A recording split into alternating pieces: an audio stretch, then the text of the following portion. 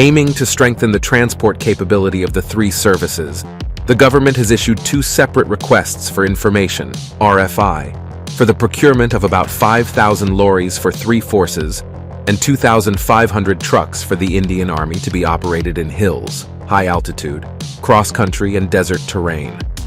These lorries will be used as a general service load carrier with a payload capacity of 5 tons and 7.5 tons. The 5-ton lorries will be deployed in the hills, high altitude, cross-country and desert terrain, while the 7.5-ton vehicles will be operated in plains. As per the RFI, these vehicles should be provided with 4x4 drive and be capable of operating in different terrain and climatic conditions prevalent in the country. It is expected that the request for proposal will be issued in the next 6 months. Operational parameters. The overall dimensions and weight of the vehicle should allow it to go across a Class 18 bridge and be transportable by a broad gauge section of the railway.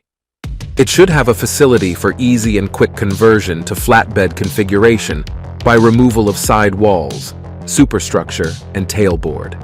It must have a carrying capacity of 34 soldiers on foldable side-facing seats with personal weapons and equipment. The vehicle should be fuel efficient with fuel consumption not less than 5 km/liter and average engine life should not be less than 50,000 kilometers or 15 years, whichever is earlier.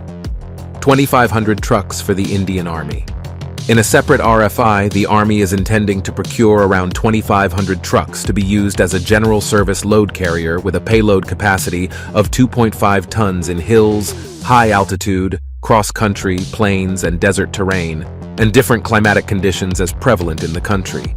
The truck should have a carrying capacity of 14 soldiers on foldable side-facing seats with personal weapons and equipment.